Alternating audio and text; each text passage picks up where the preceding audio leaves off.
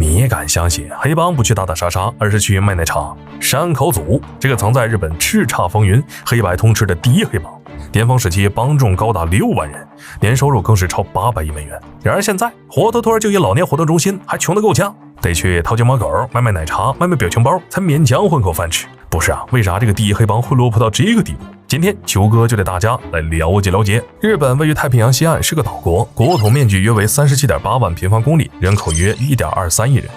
日本媒体曾报道过一件事，说有警察发现黑帮成员在社交媒体上卖自制表情包，一套价格大概在600日元，不到30人民币。人家虽然是黑帮，但没偷没抢，而且这价格也不能算很贵，但还是被下架了。这是为啥？因为人家警察就怀疑可能是黑帮强行让人去购买表情包，完了到时候就借着这个理由来掩饰自己强行收取保护费。所以警方呢，为了防止这种情况发生，直接下架表情包，断黑帮的念想。日本作为世界唯一一个黑帮合法的国家，有黑帮不奇怪，但黑帮要去靠卖表情包赚钱，那可太羞耻了吧。曾经的黑帮，尤其是第一黑帮山口组，占了日本总黑帮人数的45%，年收入最高甚至能达到800亿美元。按道理说，这么大个帮派也不差钱，想要收个保护费还不是轻轻松松，怎么还得亲自去网上卖自制表情包呢？没办法，因为现在黑帮是越来越难混了。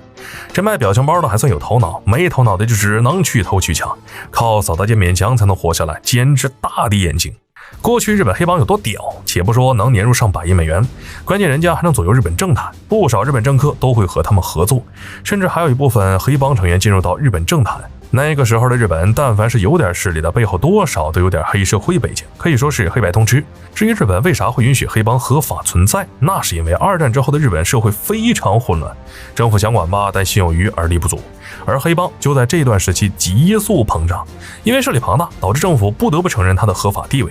虽然合法，但他们的收入还是黑的纯粹，基本都是靠收保护费、开赌场、妓院、走私毒品等等。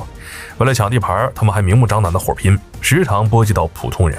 然而随着社会的稳定，民众对这些黑帮是愈发的不满，此时的政府也是下定决心要好好整治，从律法上对他们进行严格的约束。你想注册黑帮是吧？没问题呀，但你要是黑帮成员，那就不能去银行存款贷款，不能卖保险，也不能去普通公司上班。就算退出黑帮了，这些禁令在5年内依旧有效。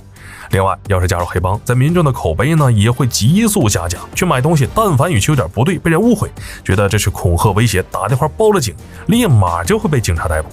所以为了改变形象，这些黑帮只能遵纪守法，哪怕2个帮派约架，碰上红绿灯呢，也得老老实实的停下来等。平时碰上啥节日，这些黑帮成员会上街发福利，遇到灾难还会出钱出力帮忙赈灾等等。过去山口组风光啊，有钱有势，帮派老大去世了，警察还得去帮忙维持秩序。然而现在这些人却沦落到靠偷窃为生。在2017年，就有2个黑帮成员因为去超市偷东西被抓了，这2人偷走了超市价值7.6万日元的大米和西瓜。